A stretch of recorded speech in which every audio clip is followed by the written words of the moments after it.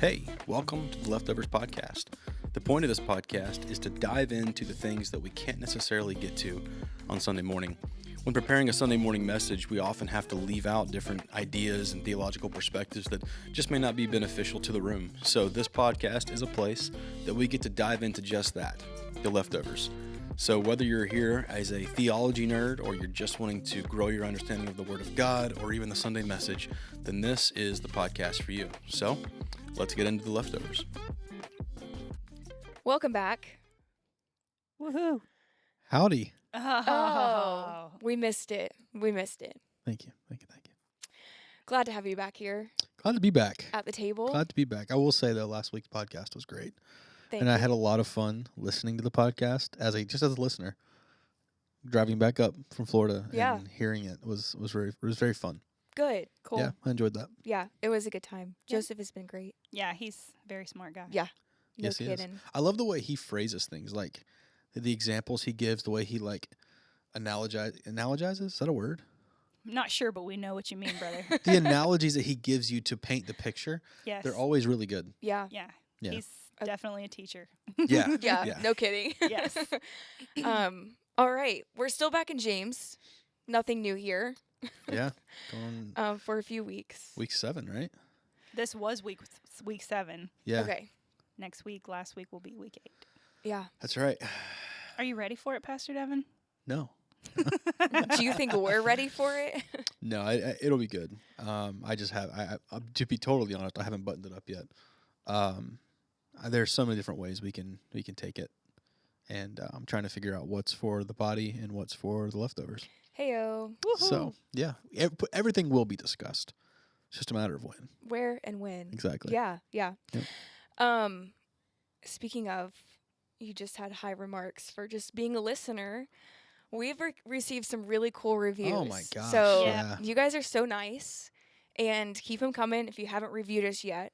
Just not because we are prideful and we need your nice words, but Yeah. Apple really makes those important. Right. Yeah, Yeah. so- They'll bury it, and this is Yeah. all coming from not our incessant need for Right. for reviews or high remarks. Right. We had someone who was rather ignorant and I'm sure they weren't trying to be harmful. Yeah. They just were on the wrong podcast and made it known in our review section that Yeah. it was the wrong podcast. But like Right. he just like So. didn't even use discernment or wisdom to decide like maybe I just shouldn't comment because it was my own mistake. Yeah. Yeah.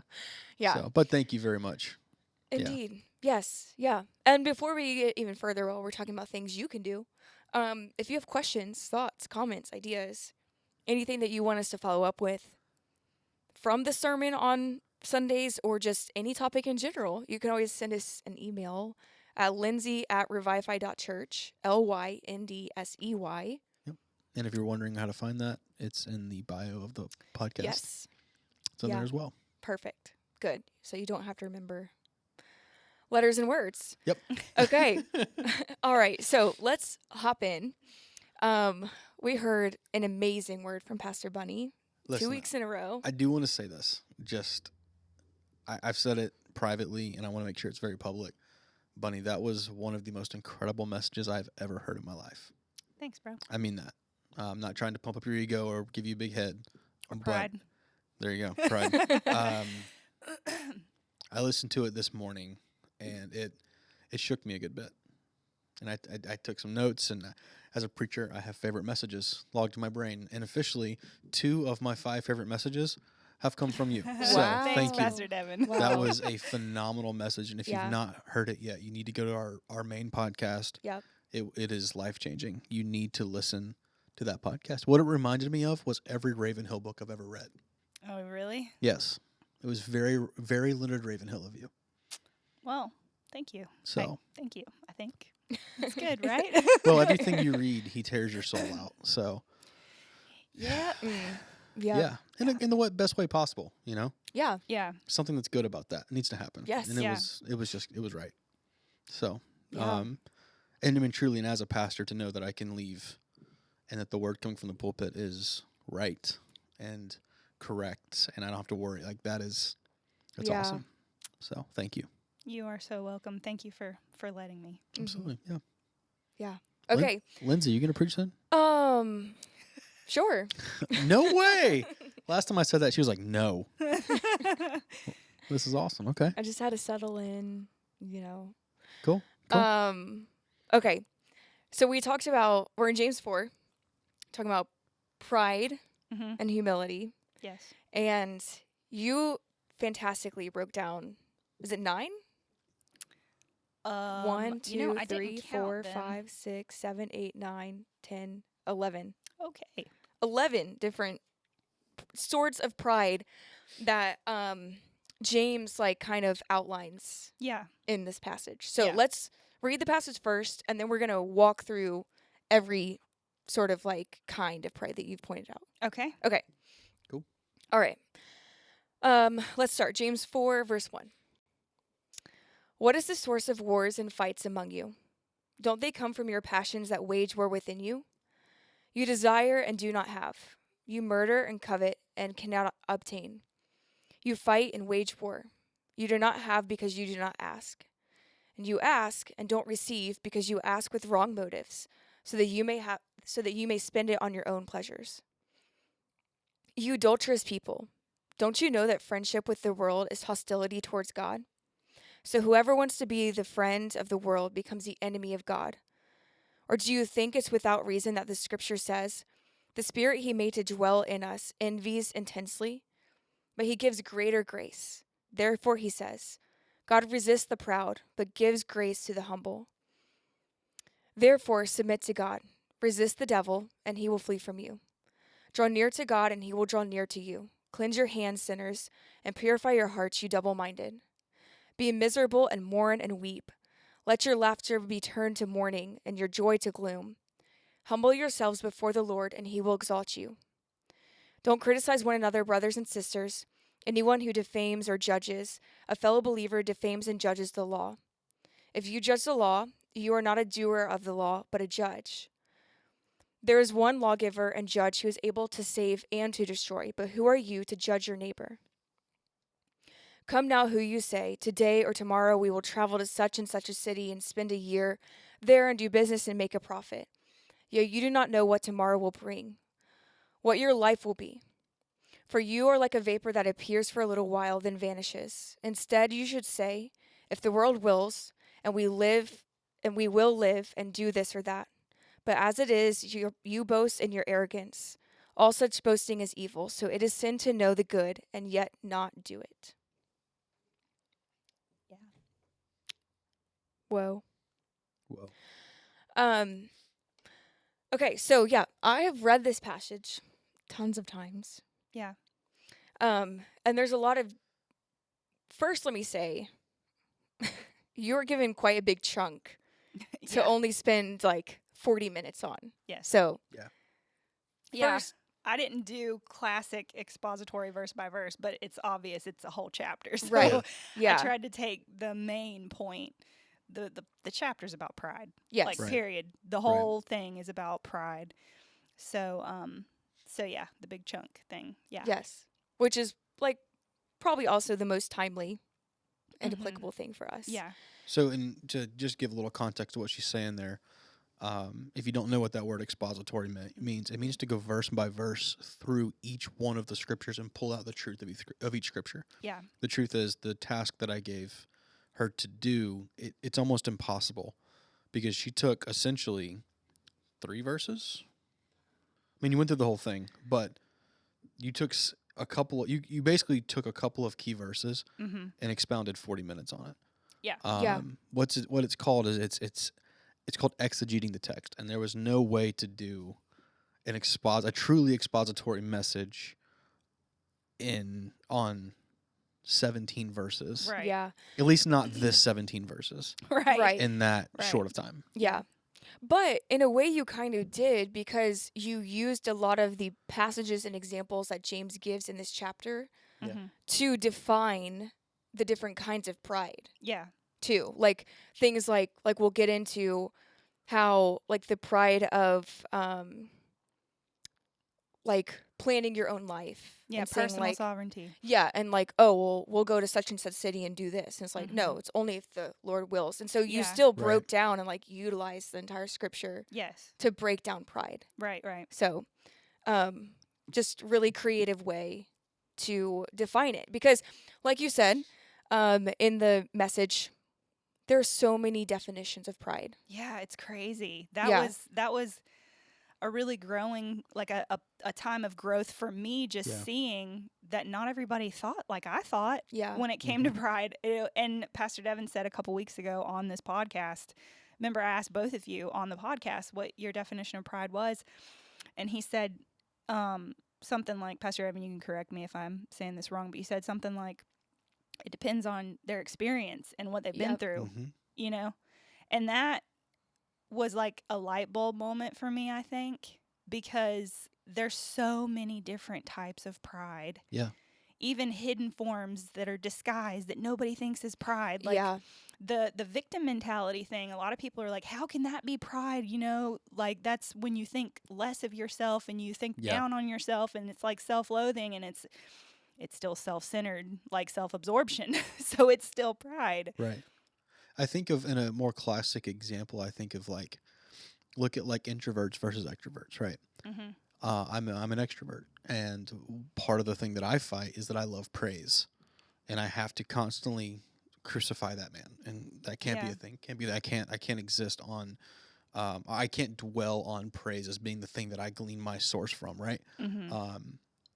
But that's as an extrovert. An introvert is not going to have that same need, Yeah. that same pride Mm-hmm. Mhm. of needing that praise and build me up, build me up, build me up. They're going to be Yeah. the total opposite. Right. It's that theirs is that I'm prideful enough to think that I can do this life by myself and I don't need anyone else. Exactly. Yeah, that's So self-reliance. it really comes down to your experience. Yes. Yeah. Yeah. And circumstance, Yeah. Yeah. because I think it just changes through season, Mhm. through time. Yeah. Right. And I think that spiritual maturity is being able to identify and see that based on your season of life. Mm-hmm. Like to know, like, okay, Yeah. I may not be dealing with needing external praise right now, but what am I dealing with? Right. What is the thing that is in my life right now that I deal with? Yeah. Yeah. So, and that's really what you did so well Sunday, was breaking down. I've never heard a message that broke down all the different types of pride. Yeah.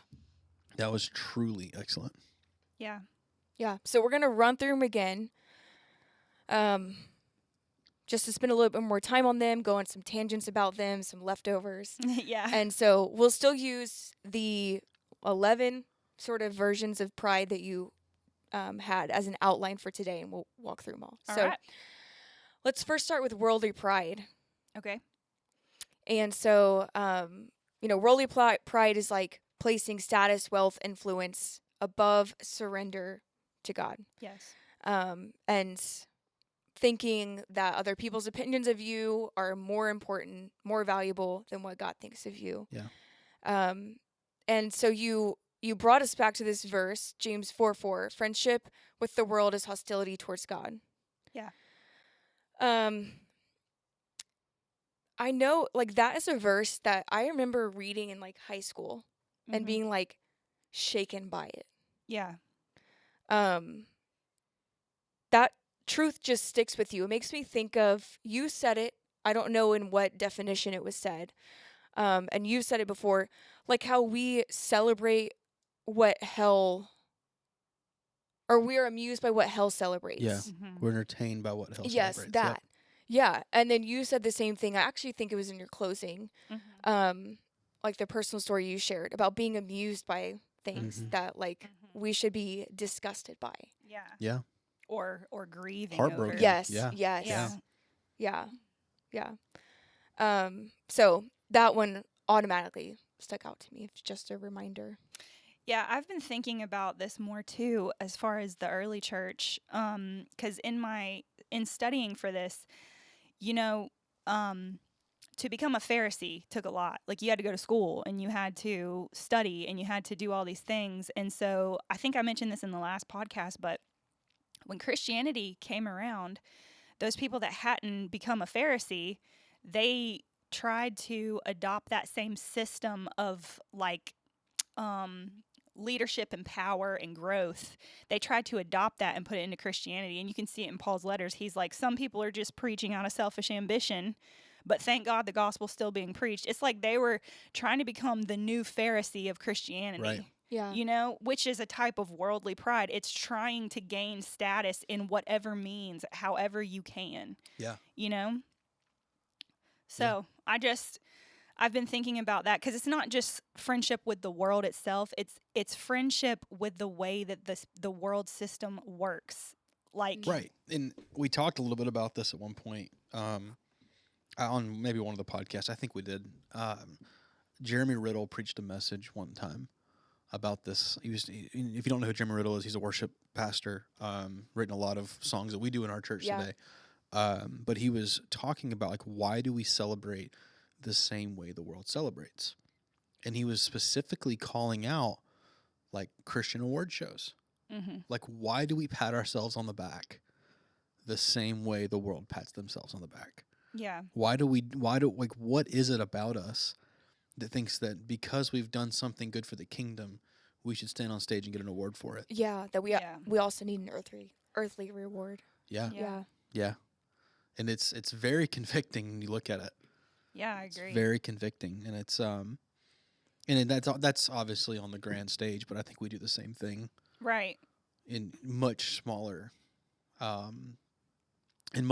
doses. Yeah. Yeah. I agree. But what he was pointing out specifically was just the kind of the massive issue there when Right. it comes to Like the epitome of it. right. Yeah. Yeah. Yeah. Mhm. Yeah. And then it's like we throw a cross on it and call it Christian, and it's like, well, Mhm. this is pride. Yeah. Yeah, it's definitely not a reflection of the upside down kingdom. Right. The upside down value system. Is that what you're about to Yes. say? Yeah, exactly. Yeah. Yeah. Cuz that, like, the upside down kingdom would be like status, we're supposed to be humble, wealth, the rich cannot inherit the kingdom, like influence, Yeah. make Giving me up all that you are, becoming Right. the least of these, taking the Yes. last Right. seat at the table, Yes. Things like that. Yeah.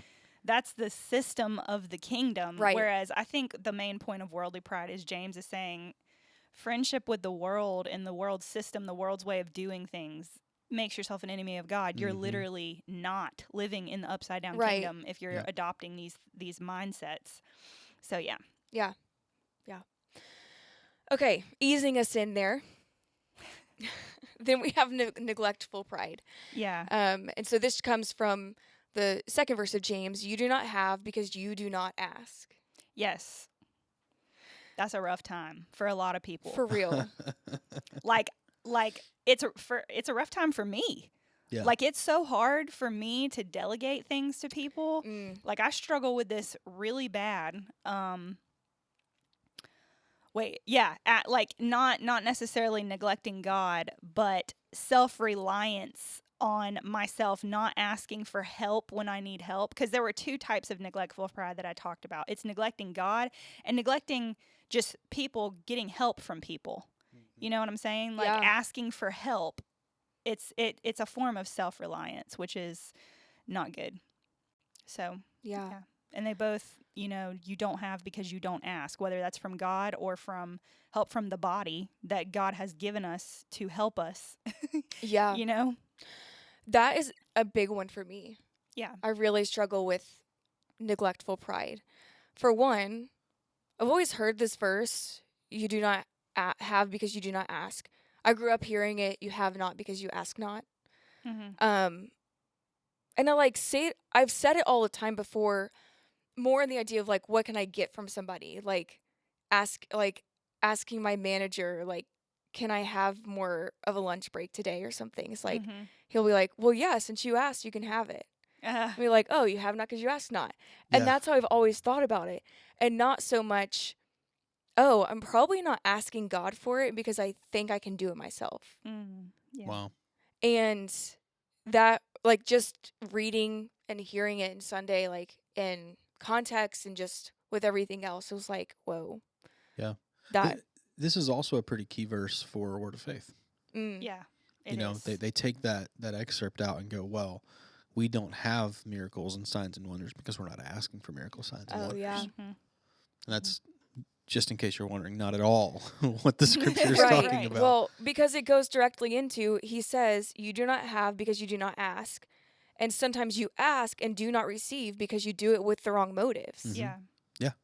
But the thing about it is, he's creating contrast. It's what James does a lot. He Yeah. poses two sides of an argument. Mm-hmm. He has a lot of these imaginative arguments Mhm. Yeah. that he's posing, and so he says, "You desire and do not have. You murder and covet and cannot obtain. You fight and wage war. You do not have because you do not ask." He's literally showing, like, there are some scholars that actually believe that there were actual, like, killings going on. There were things that people needed. Remember what the context of this is, that they were economically persecuted. Yeah. Mhm. So there's some scholars that actually do believe that there was war on Christian versus Christian to get things. Now, it's a pretty small view, but it was one of the views of scholars at that time, or scholars today of that time. But ultimately, what he's saying here is, it's not a matter of you didn't get your miracle because you didn't ask for it. Yeah.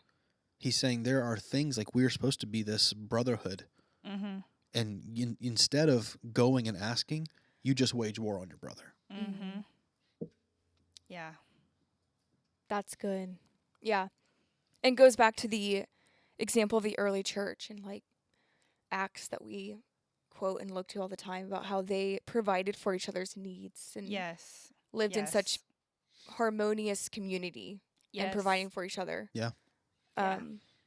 But they probably asked each other for it instead of just taking from each other.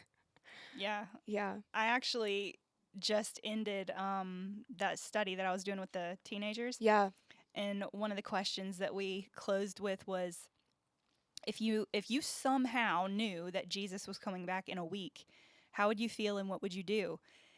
And we came around to the conclusion that everybody would just start giving away all they had and feeding as many people as they could and talking, because obviously if you're going to go out with a megaphone, no one's going to listen to you. But it gives this picture of the underlying anticipation, like I preached months ago, that the kingdom of God is at hand. And so, like, what do? Give away everything. Yeah. Come together. Let's make a plan. Let's get everybody to where they know Jesus. Yeah. And so I think that is something that explains the book of Acts, like what you're talking about, coming together and living together and doing all that stuff. Mm-hmm. So, Right. Yeah, absolutely.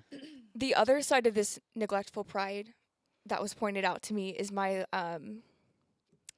people-pleasing tendencies, and how a lot of times I neglect to ask for help because I want to make it look like I have everything together.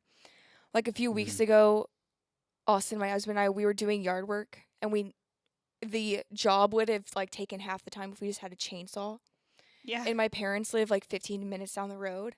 He was like, just text your dad and ask if we can borrow the chainsaw. I'm like, but I don't want to be a burden. I don't want to ask. I just want to provide for myself and do this and not rely on somebody else. Yeah. He's like, but this is like so foolish. Like, just call your dad and ask. But like, there are so many other situations where that has like happened, where I really struggle to ask for help and rely on people because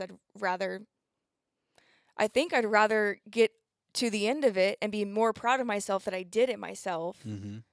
because like I feel like I get more credit and accolades for, Yeah. finishing it by myself, and Yeah. like asking for help is a weakness. Yeah, well, I think that leads us into the very next one. True. Yes. Perfectionism. Mm. Yeah, this was a hard one. Yeah. Yeah, the belief that everything must be done flawlessly or not at all. That's a big one. Yeah. Yeah. The other thing that got me was the unhealthy obsession with control. Yeah. Wow, Bunny, you just went straight for the heart. Yeah. I knew when I was saying it, I was like, dear Jesus, because it's affecting me too, obviously. Yeah. Yeah. Like, I have this issue too. And I mean, honestly, I feel like everybody does to a point. Mhm. You know what I mean? Yeah. Like, you want to be able to do things your way. Yeah. It's just some people have it a lot worse than others, I think. So, Well, yeah. you said this on Sunday, that God does not call us to flawless execution. He calls us to faithfulness. Yes. Those are words to live by. just do. Yeah. Just do something. Yes. Yes. He doesn't call us to flawless execution. Yeah. I think we know a lot of gifted people who refuse to step out for the Lord, and they usually have excuses like, well, I'm not going to do it. I'm not going to be good enough. I'm not going to be. Mm-hmm. And that, I mean, I understand in a sense where they're coming from, but I'm also, this is why I said, spiritual complacency often disguises itself as caution, because and avoidance, like you just avoid doing something Man. because you think you're going to mess up. Right. You know? Yeah. There's so many gifted people in the body of Christ, in this church, in other churches, and they're just sitting there because they're scared to do anything. So, yeah, I wanted to talk about it, at least from our pulpit, because a lot of our leaders and a lot of gifted people in our church needed to hear that. And understand too. I mean, and this is. Did we get any listener questions this week? No. Okay, I got Yeah. a question that I told them to email you, so I'll just bring it up. But it had to do with that right there, talking about the people who are afraid to step forward and just begin to Yes. Mm-hmm. do. Because there's also like, to do what is the question.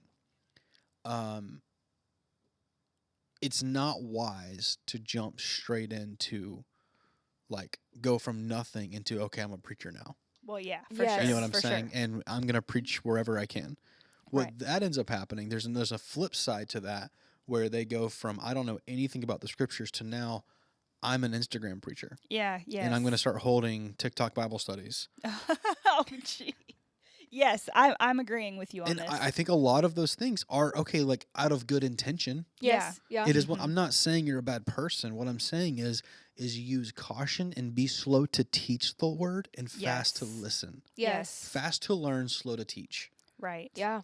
Like, there is a weight that comes with teaching the word of God. Mm-hmm. There is a spiritual weight that you must carry. Yes. So be slow to teach the word. Yes. Very quick to learn. Yeah. Yeah. Yeah.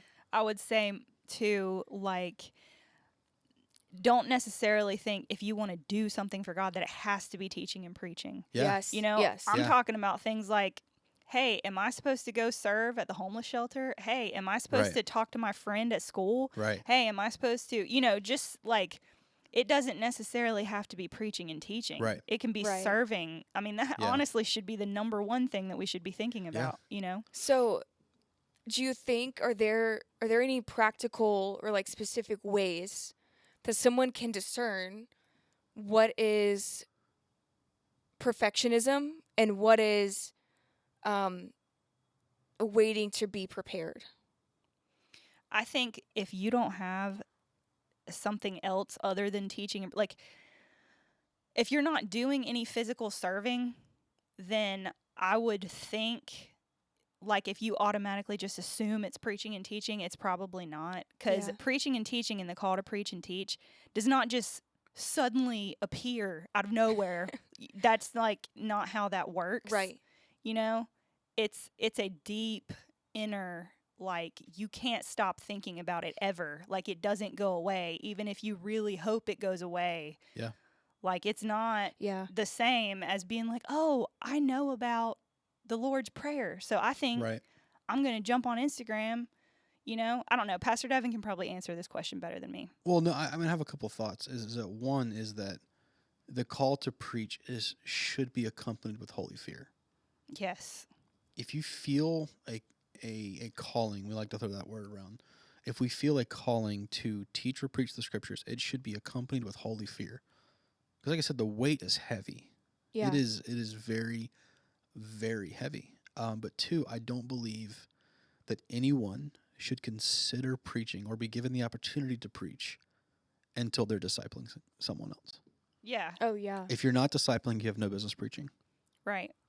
Yeah, because it should show, like, when I was in a season where I couldn't really preach and teach, I had to get it out. I had to do a Mhm. small group or do children's church. Like, I had to. Yeah. It's not like, it's like a hunger that does not subside. Yeah. Yeah. Like, Which I asked the question not just pertaining to teaching, but I mean that even goes into that like it shows that it was a true calling and not the selfish ambition that you were like, I got to get this out. And even if it is just to, I don't like, just to a Bible study Yeah. and not on stage with a mic in my hand, I feel like I'm fulfilling this. Yes. Like this, you know, for a second, this burning that's within me is, Right. you know, I think the difference too is a true preacher or teacher will not care about like the status that comes with it. Yep. Like a true preacher or teacher can teach with a bag over their head or anonymously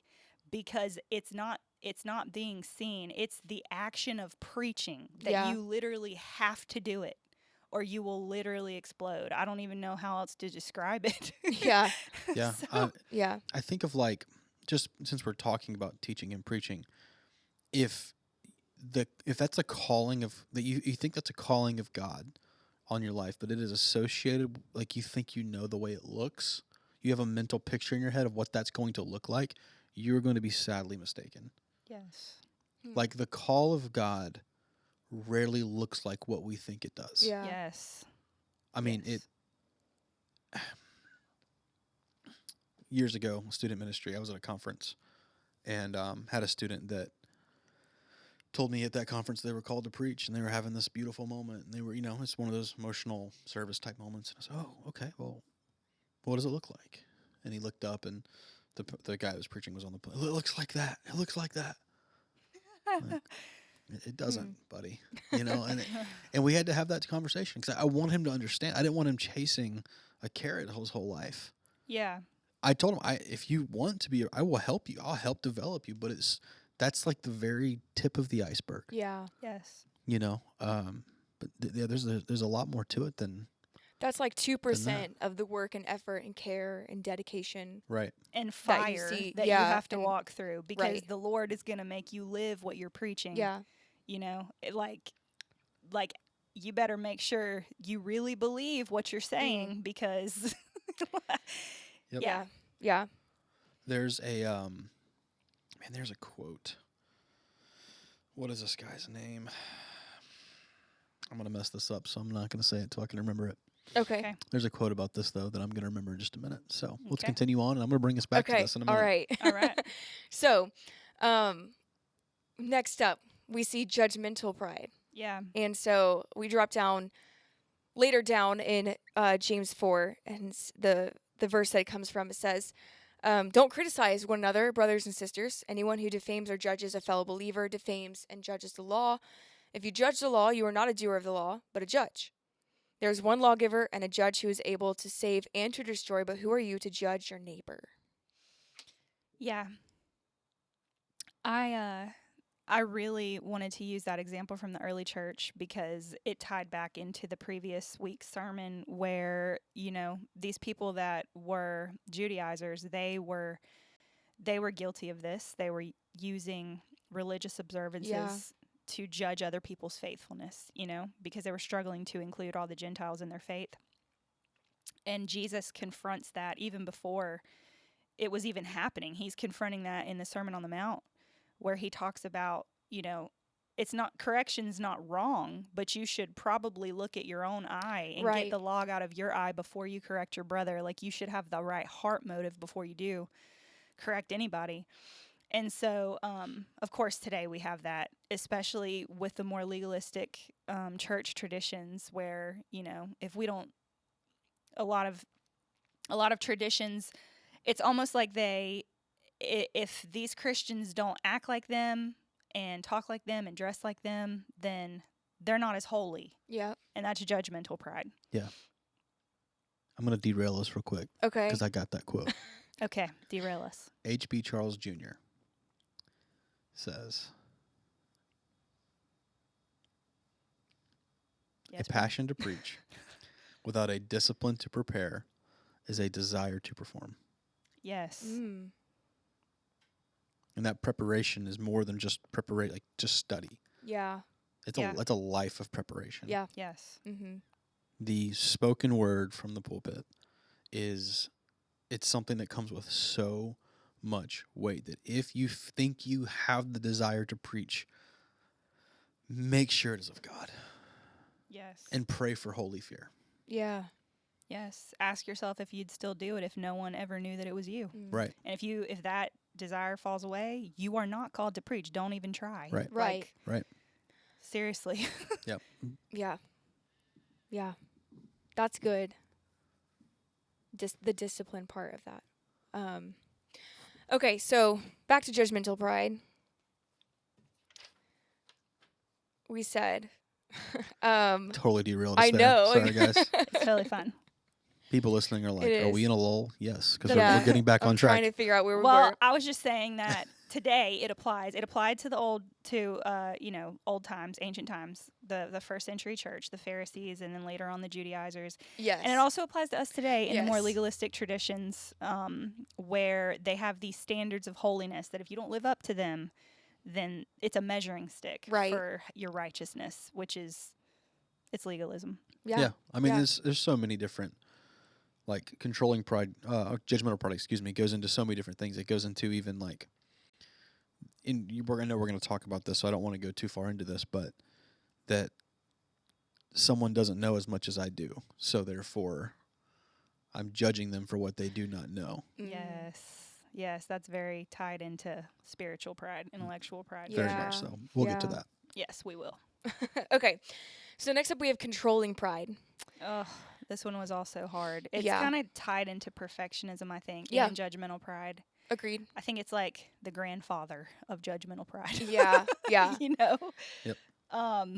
That others you're trying to form somebody into your own image. You want them to adopt your beliefs and your opinions and your way of thinking and you want to lead them by your discernment and your wisdom and control people. Mm-hmm. Yeah. Forming them literally into your image rather than God's. And that is very dangerous. Right. Yeah. Yeah.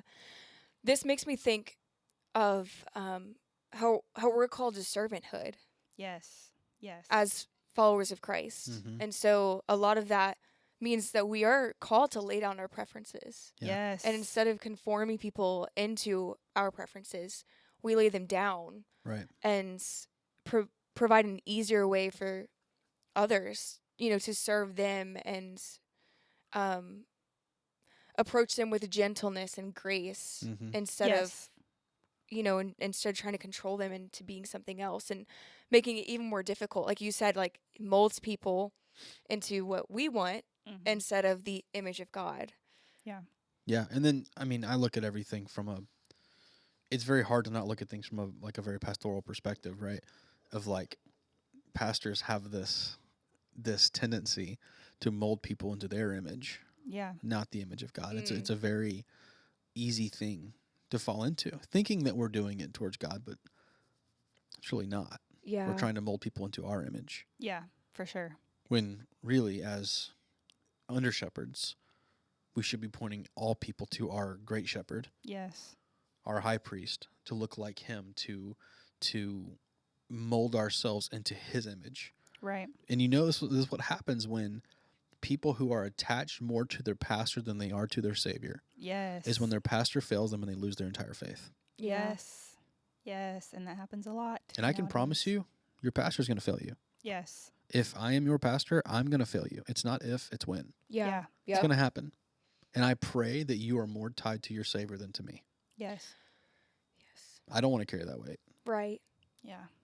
I think of that all the time. Like there was a like Instagram trend recently where it was like going around asking church members and staff members like finish this sentence of like what the pastor normally says, or like if you're in this situation, what would the pastor say? Yeah. And it was just all these one-liners of just the past. And I get that. Like the pastor does have a lot of influence, and hopefully like they have charisma and they are engaging and like those sort of things, and that those gifts are stewarded well.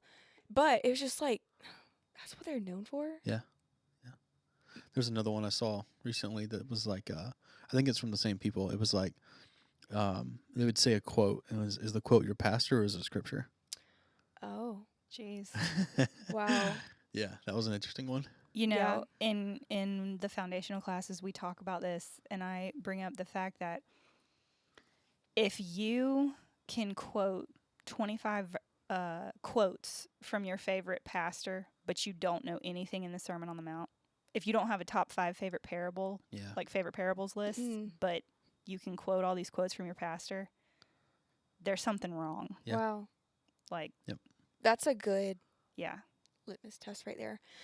Going back to controlling pride, there was a beautiful sermon from Bridgetown Church. And so they were in a series called For the Sake of Others. And it says, why does your teacher eat with your tax collectors?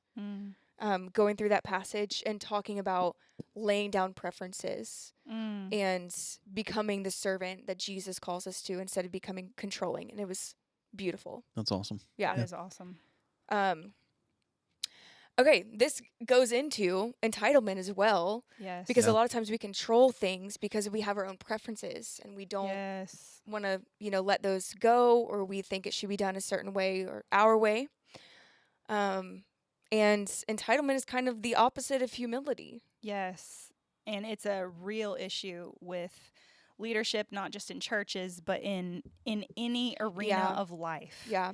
Like, my husband, has a secular job, and he's had bosses that are just, they have such a sense of entitlement.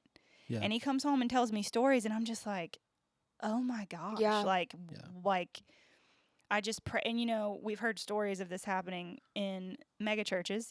I read up on all the fallings of all these mega churches and how they fell, because I don't want to do that, in my life or here at this church. Right.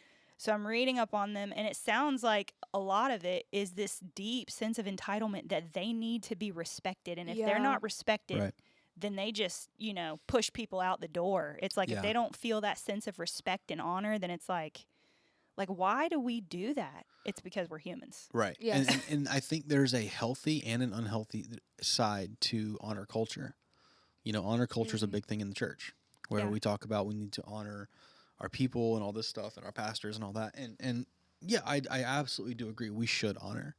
I always believed that honoring is a big deal. Anytime I go preach out somewhere, before I bring the word of God in another church, I'm always honoring the man of God of that church. Yeah. Always honoring the people that brought me into that church. I do believe that is a big deal, but it becomes a point where this honor culture thing gets so toxic. Yeah, it gets off balance. Yes, and it's like, I don't know if you've ever been a part of a service where, or an event where people are like trying to see who can out honor each other. Yes. It is one of the most. It's the cringiest, weirdest thing. Yes.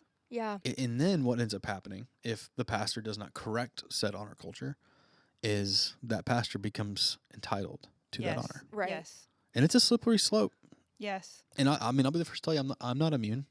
Yeah. I just have to keep praying, Lord, don't let me be like that. Right. Correct that Yeah. in me now, And that's I pray that, I believe we have wonderful elders in our church that'll help keep me accountable to that and Yeah. all of those things. But and it's a slippery slope into that. We are do nothing. Yes. Like, make that very known. This is probably the most reformed thing I'm going to say today. We are owed nothing. That's so true. Yeah. We are owed zero things from God, Right. from His church, from His people. Dude. Nothing. Did you just read The Great Divorce? Last week. Did you read the situation, the very first situation where this dude? Okay, I have to give the whole thing now. Okay. I have to give all Let's the hear it. context. Is this going to be the book rec today? Yeah. Ooh. It's Maybe so good. you know what? I should save this to the end because it ties in with some stuff that I wanted to say. If it's the one I'm thinking of, save it. Well, Okay. I'm gonna Save save it for I'm later? saving it. Yep. I'm Okay. saving it. Let's move on. All right. The situation of like people out honoring each other just makes me think of like a really cringy like office scene. Like I feel like it just brings me. I can't think of anything specific, but like I could just feel it in the context of Michael Scott there. That is hilarious. That is funny. Like if there was a room full of Dwights and they're all trying to out. Yes. Yeah. Yes. Yeah. Yeah. This entitlement, it makes me think of, I mean, the origins of pride from the garden and how Yes. like Eve was convinced that she was entitled Mm-hmm. to knowledge, Yes. to eat from this tree of knowledge. Yep. And I mean, almost like every single one of these, I think we can bring back to the garden. in certain situations. But I mean, yeah, entitlement is not a new thing, Right. and we've seen it from the beginning. Yeah. And Yeah. I don't know why that is such a, like, where do we get off thinking that we are owed anything? Yeah. Especially when you contrast that with Jesus, Yeah, who yeah. was the king of the universe. Yeah. Like he could have been born to, well, you know, one of the priesthood at least in Jerusalem, or he could have Yeah. been born to, you know, in the Herodian dynasty or something. He could have been born not in a stable with animal manure everywhere. Yeah. Yeah. You know, it's just anyway. It's the opposite of Jesus. Yeah. Yeah. In every way. Indeed. Yep. Okay, and then we move on to personal sovereignty. Yeah. I figured Pastor Devin probably has a lot to say about this. You Yeah. know, you did hear the endearing remark that I made about our church planning, the annual planning meeting. I heard Oh, in pencil. You got to write heard all of your dates in pencil. Listen, Yep. and I just want to say something. Pastor Devin changes. Pastor Devin is the reason, because he does hear the Lord and he changes. When the man says he likes change, he ain't lying, brothers and sisters. Part of the reason is because part of the reason I use a pencil is because Pastor Devin does not plan super far ahead because he knows that the Lord will change and redirect. Yeah. So I Yeah. appreciate that about your leadership. It's funny because I very clearly know where the Lord is taking us. Like, I can tell you what 5 years is going to look like. The next 3 months, though, you know what I'm saying? Yes, Who yes, knows? yes, Yeah. yes. Yeah. Yeah. So it's kind of funny. Okay. But this is a big one, personal sovereignty. Yeah. Just thinking that we control our future. Yep.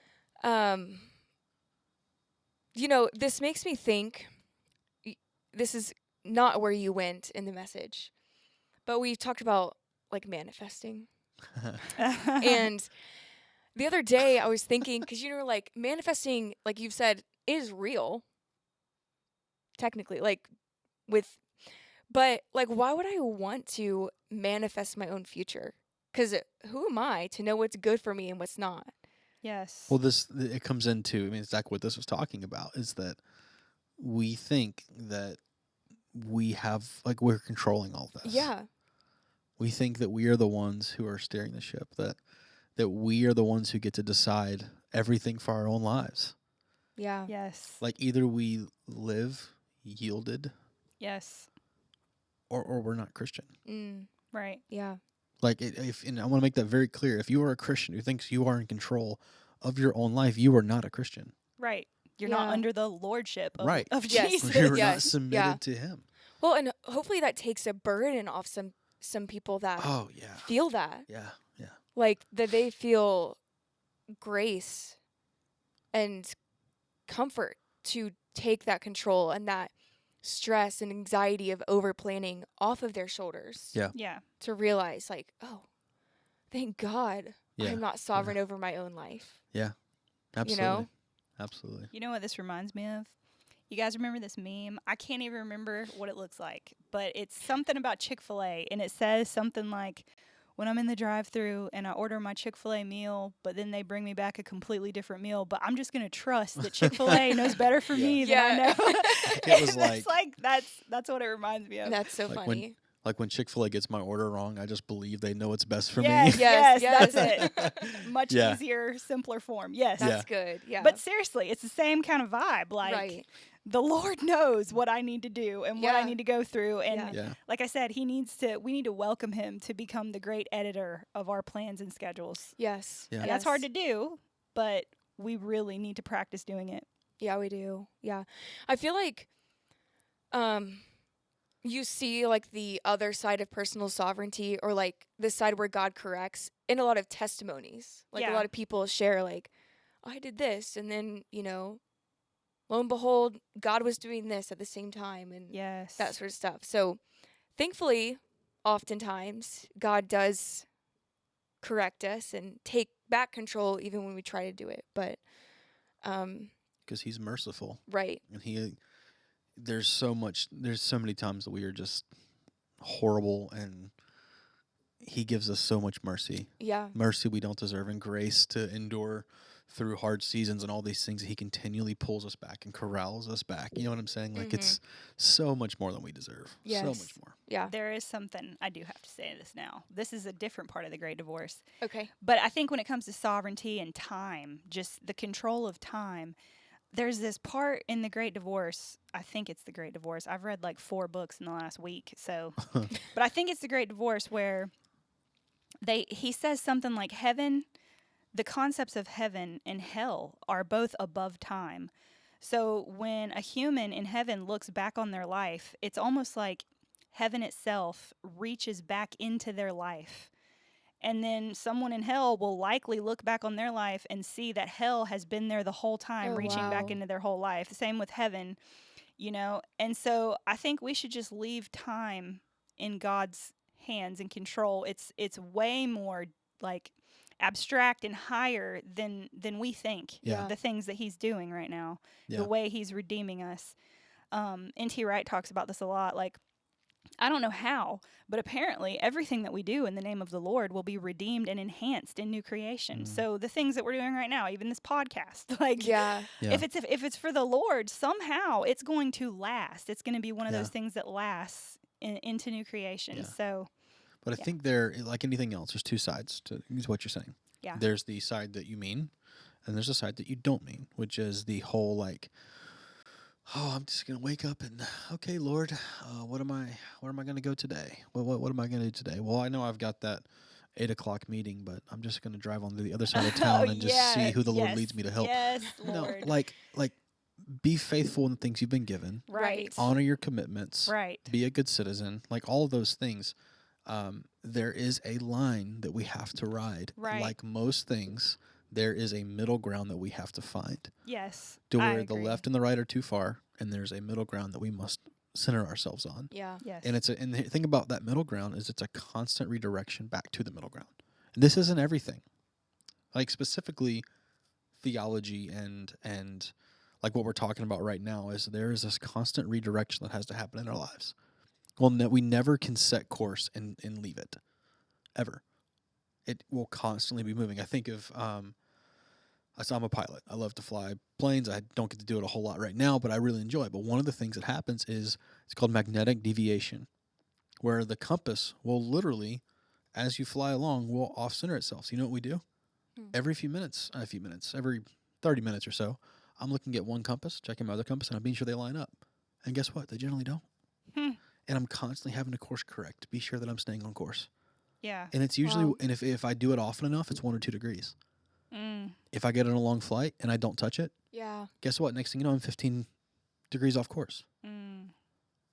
That's so good, bro. That is really good. Constantly redirecting yourself and being sure, and do this all the time. What are my motives? Yeah. Ask like, why am I doing the things that I'm doing? If we ask those questions often, it'll be slight recorrections. Yes. Redirections. Slight corrections, Yeah. slight redirections. Yeah. Yeah. We're not having to make such drastic changes. And this is what you Yes. see in people that every 6 months have a massive blow up in their life. They set course once and then they never look at it again, and they just begin running as fast as they can in what they think's the right direction. Yeah. When instead we have to realize nothing in the kingdom of God is happening quickly. Yeah. Right. Yeah, that's good. Like walk Yes. Yes. one step at a time. Mm-hmm. And if you take things like that, you're going to have to course correct a whole lot less. It's really good. That is really good. That's wisdom right there. Okay, so we have a few more left. Let's lump together false humility and emotional pride, because I think Yeah. they're very similar. Mm-hmm. Wow, false humility. I think that is like the story of a lot of people, most Yeah. people. I mean, because that's the nature of sin. It deceives you. It can, it hides from you. Mhm. And I think sometimes we can intentionally practice false humility, but sometimes I think we just get caught up in it. Yeah. I think it's easy for Christians too, especially because when you're trying to be humble, like there it is. Yeah. You're going to get Yeah. self-absorbed in trying to maintain this Yeah. image of humility. Yeah. Right. And then you're self-absorbed and it's Yeah. pride. So Right. it's like a trap. I struggle with this one really, really big when I was first beginning to preach a lot, because you get a lot of people that will come up and give you the attaboy, the pat on the Yeah. back. That was such a good sermon. It spoke to me and all this stuff. And for a while, I was really like, oh, it's all the Lord. It's all Jesus. If you're on the podcast and you saw that face on the video, I'm so sorry I made it. Forgot we're on video for Yeah. a second. But no, I would do this constant well, it's just the Lord that Yeah. And I had one of my spiritual fathers tell me one time. He says, "Why are you denying? Excuse me. Why are you telling people that they can't thank you for what you've spoken into their life? Like you're trying to redirect this all back to Jesus, and that's fine. You should do that. Yeah. But the Lord's given you a gift. He's allowed you to do this. Just accept it." Wow, that's really good. That is good. Apparently, I'm dying. Are over you here good? now. I guess not. That's so good. That is. Okay. And then sometimes, though, false humility can swing all the way to the other extreme into sort of emotional pride, victim mentality, just having our own little pity parties all the time. Yeah, I think that this one is really tricky because someone with a victim mentality is usually not outwardly, it doesn't look like they're prideful, but it's a different kind of pride because it causes you to be obsessively introspective. You're constantly thinking about yourself and your pain and what you went through and Yeah, how that's that good. shapes your behavior. And like I said Sunday, it is so much easier to get a clear identity out of that and like a clear sense of purpose out of that because it's physical things that happen to you on this earth that you remember, you have clear memories of. And so it's easy to get an identity and a sense of purpose from that rather than getting your identity and purpose from Jesus, Right. who is, that's you can't see him or talk to him face to face. So yeah. Yeah. And fully realizing the promise of new creation, Yes. and acknowledging, like you said, like they get so stuck in seeing themselves as a victim instead of seeing God as healer. Yes. Right. And what ends up happening with that too is people that often live with a victim mentality are the first people to project things onto people that are really inside themselves. Things that they'll start calling out people, telling, all these bad things in people that are really just projections of what's going on inside because they've never healed. Right. Oh, that's And they end up good. afraid of people. Yeah. Yeah. Wow. Healing's important. Yes. is. Yes, it is. Yeah. All right. And then we have two final ones. Ugh. Bunny's favorites. Spiritual pride. Spiritual pride. Fraud. That's what we all were after Bunny preached Sunday. Yeah, We no were spiritual kidding. pride. Spiritual fried, excuse me. And in intellectual pride. Yeah. All right. So give us the lowdown. So, first of all, just let me give you the definitions that I gave. Spiritual pride is a self-righteous mentality defining ourselves by our religious superiority rather than surrendering to grace. Intellectual pride is also a superiority mentality defining ourselves by knowledge rather than surrendering to real wisdom from God. There's a difference between knowledge and actual wisdom. And I said that this started 5 weeks ago, and it really did. I told the story of when this happened, January 11th. I didn't say the next day was a Sunday. I literally felt so awful still that I had to grab Pastor Devin and Jess and make them come in this office, and I had to. I think I scared them because I had to fully confess them. I said, "I have to confess something to you," and then I stopped, and then they're like looking at me like. And I'm like, I start crying and telling them this, and of course they did not shame me or anything. They just gave me good counsel. And I mean, not in front of you. But. Yeah, of course. But anyways, so yeah, that confession really helped and stuff, and repentance and just reflection on that afterwards. But I have realized that I have these preferences for how I learn from God and how I am transformed by God. And I only want, I prefer to use my intellect, and I want to research and study, and I want to get the truth from, ancient sources. I want to know that stuff. And from that, I am changed. And it is change. It's real. There's good, there's validity in that. Right. But there's also something that happens to us when we have these involuntary preferences for how we hear from God and how we're transformed by Him. And so, of course, the Lord, in His wisdom and in His correction, He has decided to use fairy tales to transform me now. Literally. And not just any fairy tales, but like Christian allegory and symbolism and parallels. I'm talking about C.S. Lewis and Tolkien.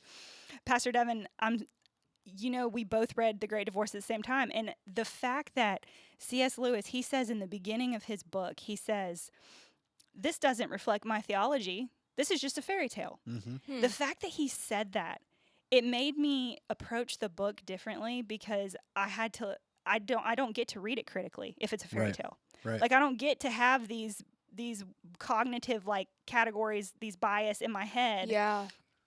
And I have read the Screw Tape Letters, and then I read The Great Divorce. I started reading The Magician's Nephew, The Chronicles of Narnia. I've read the first 2 books, and I'm halfway through the third one in like the last week and a half. And I'm just crying because I can't read it critically. I can't give a theological explanation for what I'm reading. Yeah. But it's so true, and it's so like rich. Mm-hmm. Wow. The truth, Have you read his book, The Problem with Pain, yet? No, brother, but I'm sure I will. Oh, my.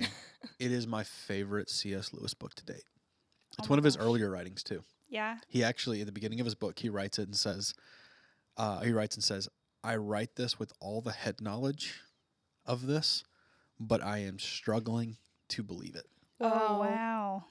Dude. So this is a book he was asked to write by his publisher. It's not one that he Oh, chose my to write. gosh. And he originally said no, but he felt convicted about saying no and went back to his publisher and said he could only write it if in his introduction's actually his chapter 1. Oh, my He gosh. could only write it if he could introduce the book by saying that he understood this mentally, but was not quite sure if he believed it yet. Wow. See, I think that I'm struggling still with that concept because in my head, I think I know all this stuff, both mentally and spiritually. But then as I'm reading The Lion, the Witch, and the Wardrobe, and I'm bawling my eyes out, I'm like, I know that the Lord took my place. I know. Yeah. Like even so, The Magician's Nephew is the founding of Narnia. And Aslan the lion, he literally sings it to life. He just sings and everything starts growing, all this stuff. And I'm like bawling my eyes out because Aslan, of course, represents Jesus and creation. And then anyway, there's so much in this. Yeah. And Tolkien, the guy that wrote Lord of the Rings, he actually talked about this. Kayla, my friend Kayla here at the church, she actually told me about an essay that Tolkien wrote. Tolkien and C.S. Lewis were really good friends. Yeah. And they both write this Christian literature, this allegory to teach these deeper truths through fairy tales. Yeah. And he wrote, I actually have the quote that I wanted to read. Tolkien, he wrote this essay, and part of it, he says, fairy tales are not just for children, nor do they need to be about fairies. They are about the journey into a realm that reflects truth and beauty and joy in ways that the ordinary world often obscures. And I can't put into words just how much the Lord is using this to transform me right now. Yeah. Love it. Like, honestly, you guys, most of this pride stuff, it came out of me meditating on the Screw Tape Letters and just all the points, because that's also a fairy tale. It's a fake story. It doesn't represent Lewis's theology at all. And just knowing that made me read it and take it all in without being critical. Right. Yeah. So, yeah. It's really fascinating. It's like reaching a different part of my brain and heart or something. There's just to talk about Tolkien, there's a guy on Instagram, Moon's Rare Books. It's an account I follow. He owns a small bookshop in Utah, but he's internationally known for his collection. And one of the ones he has is Tolkien's personal Greek study Bible in his collection. Dude. And one of the videos he was going through one day, he's going through it, and he says, and look here, he turns it over, where Tolkien was actually correcting the Greek. Oh my gosh. Absolute genius, right? Whoa. Yeah. It's the handwriting of like correcting the Greek. Wow. It's That is insane. insane. Yeah, Tolkien was a genius. absolute genius. Yes. You know, I just found out. So to go along with this, I'm trying to understand the symbolism that Tolkien uses in his books, because I'm seeing this is transforming me. It's going above my intellect. This is like God is teaching me in another way Yeah. because of my pride, because of intellect, Well, because this is of what he does. spiritual Do you know what pride. he's doing? Tell me. He's showing you, because he does this to me all the time. Every time I think I know things, Mm. he shows me someone else who knows so much Right. more than I Yes. think that I Right. know. Yes. You've not arrived. No. Right. Yeah. I understand. It's just hurting. Uh-huh. But like, and I keep like, so I found that Tolkien in The Lord of the Rings, and the reason I'm rapidly reading through the Chronicles of Narnia is because I want to get to The Lord of the Rings. Did you know that, like, the elves, for instance, he actually wanted to use that as a symbol of the pre-fallen humanity? Like, that's why they're at one with creation and stuff. Wow. Like, there's going to be so much just richness in this. And I found out Kayla's a huge fan, but also Pastor Morgan here at the church is a super nerd. Morgan, I love you. We're going to get together. You're going to show me your dictionary you got if you're listening, because I want to know everything. Like, this is just transforming my heart and soul through fairy tales, which is Wow. it's just like him to do this to Yeah. me. Yeah. You know what I'm saying? Yep. Yeah. So yeah. But in a way, do you think it's like bringing a more vivid understanding? Yeah, because like it's almost like when you go through suffering and you learn something but you can't say it in words. Yeah. Yeah. It's kind of the same vibe. Like, I'm reading about It's like this lion. personifying it in Yes. a way. Like, Yeah. I think the Lord's doing this because I can't explain it with a theological explanation. Yeah. That's why he's doing it, because Yeah. I literally can't teach it like that. You know? Yeah. Mhm. I think Well, I think it's like anything else, right? Is that our field of view, our field of vision is so important. yeah. As Christians, as we study the Word of God, our field of vision is so important, because if all we're looking through is this, and if you're if you're not watching the video, I'm making fake binoculars, right? Yes. What's your field of vision when you're looking like that? It's very narrow. Yeah. You can only see the exact thing you're staring at. Yeah. Yeah. And if you're only studying and can only see the exact thing that you're staring at, eventually you're going to know it all. Yeah. It is so important that our field of vision is expanded, Mhm. and we can begin to see how other people are looking at things, Yes. how other people interpret things. Yes. Now, we have to run everything through the lens of the Holy Spirit. Right. Yes. Everything. If you are a baby Christian and you're still figuring this out, maybe don't try this. Yeah. You know, Right, like right. ask somebody before you just go pick up a Yeah. book and start basing your theology on it. Right. But if you've been doing this a while and you're walking with this and you feel maybe stagnant in your faith and your study, it could just be that you have been studying the same thing for so long, there's no more revelation there for you. Right. Yes. Expand your field of vision. Yes. Pick up Narnia. Yeah. Yeah. Hey, for real. Yeah. Like, we've started watching The Rings of Power on Amazon. Have you guys seen this yet? No. So it's a prequel to The Lord of the Rings. I can't watch all of it because there's a lot of like war scenes, so I literally have to turn my head away. But I can't take it. But it's pretty clean Sounds as far my as like kinda language and movie. stuff. Yeah, it's Josh's for sure. Nice. You guys should watch it together. But anyways, but it's cool because I'm watching it through this lens of I'm looking for Jesus the whole time, Yeah. and I'm looking for Christian themes and Yeah. allegories, and oh my gosh, it's just been such a great like journey, like these last several weeks of walking through it. I think this is the perfect time to talk about that story from the Great Divorce. We were talking earlier about entitlement. Mhm. Entitlement. And I said, oh my gosh, I have a story. Pastor Devin, the very first story in the Great Divorce. So the Great Divorce, like I said, it does not reflect C.S. Lewis theology. He tells this fairy tale of people who are in hell, and they get on a bus and they drive to basically the outskirts of heaven. And they have a chance to go to heaven. And they have all these people from their life that are in heaven. They come out to the outskirts of heaven to try to get them to accept Jesus and to come into heaven. And at that point, the people from hell, they're all just ghosts. They're like shadow figures. And the people in heaven, they're all physical body. They're real. Yeah. And this man gets there, this ghost, and he's standing there on the outskirts of heaven, and this coworker comes up to him and is like, "Hey, do you remember me? We worked together." And the guy was like, "Yeah, how are you here? And I got sent to hell. How are you here? You were a murderer." And the guy is like, that murder and the consequences is what turned my life around. Like, I got saved, he basically says, like, Wow. I got saved. And the guy from hell, he gets so mad, and he's like, "I deserve to be here, not you." Right. Like, that sense of entitlement. And he's like, "It doesn't make any sense that you're here." And the guy tries to get him. He's like, "No, you can be here too." And the guy from hell's like, "I don't need any bloody charity," because he's English, of Yeah. course. Yeah. So he's like, "I don't need any bloody charity. I don't need anybody's pity." You don't want to say it with an English accent too? I can't. Do Okay. I can't do accents. But anyways, the point is, the murderer who's in heaven looks at him and he says, "No, you don't understand.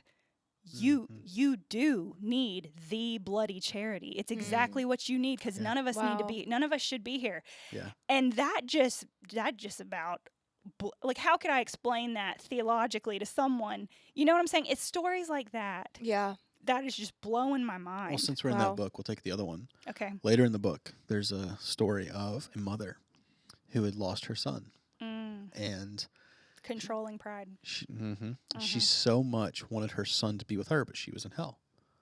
And she kept asking, "Why will you not let me be with my son? Why will you not let me be with my son?" And it's one of the longer stories in the book because it really goes over and over. But what it comes down to at the end is she says, "If my son being in hell with me, it gets me to be with him, then that's what I want." Oh. That she was willing, she had so much pride, she was willing to bring her son with her into hell Yeah. Wow. if it meant that she got to be with her son. It's pretty crazy. It's insane. Wow. Wow. It's insane. What a book. Yeah.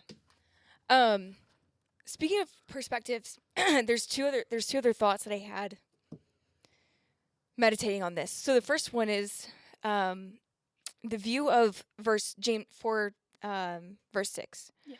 Where he says, "But he gives greater grace. Therefore he says, he resists the proud and he gives grace to the humble." And I think this was Jackie Hill Perry that was saying this. She was like, a lot of times you read, like, she's read this before, and it's more of this, like, command or this, like, warning that God resists the proud. She's like, but if you read it as the promise that he gives grace to the humble, Yeah. it's more inviting, and it kind of feels a little easier to ask God to point out your pride when you realize that there's a grace on the other side of it, Absolutely. Yes. Yeah. and embracing humility. Mm-hmm. So that was really big for me when I heard that. And the other thing that I come back to is, you were asking, you started the message or weeks ago asking, what is your definition of pride? Surveying people. And I've been thinking about that. And then, even earlier I said, like, the pride of entitlement, like, reminds me of Eve in the garden, like them being entitled to things.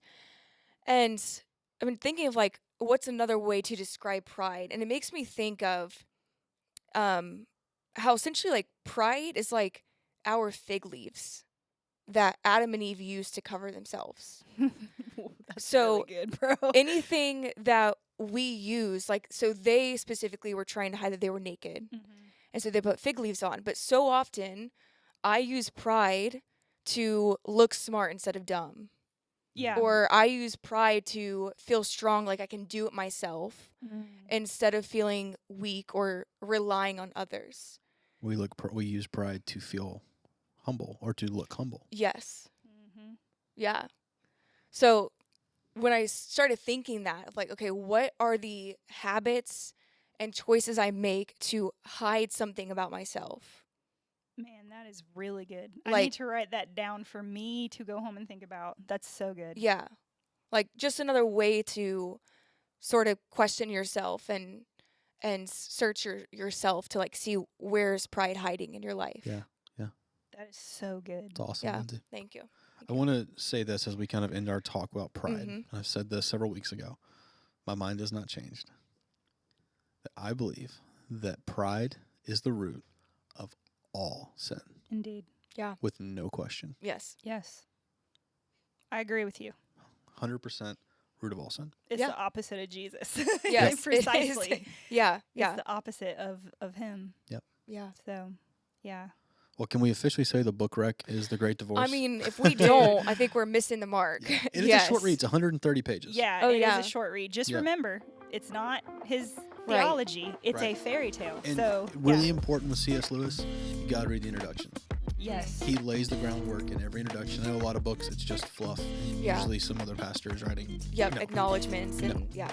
Read every C.S. Lewis introduction before you read his book. Okay. Yeah, because he's usually, well, for several of his books, he's just telling fairy tales to teach deeper truths. It's like Jesus using parables, Yeah. So, Yeah. All right. Thanks, church, for listening in. Remember that God gives grace to the humble. So receive that as a promise as you pursue humility and ask God to highlight your pride. And be blessed. You're so good at this. Thanks. I Yes. try. I listen to a lot of podcasts, so I hope I'd be good at it too.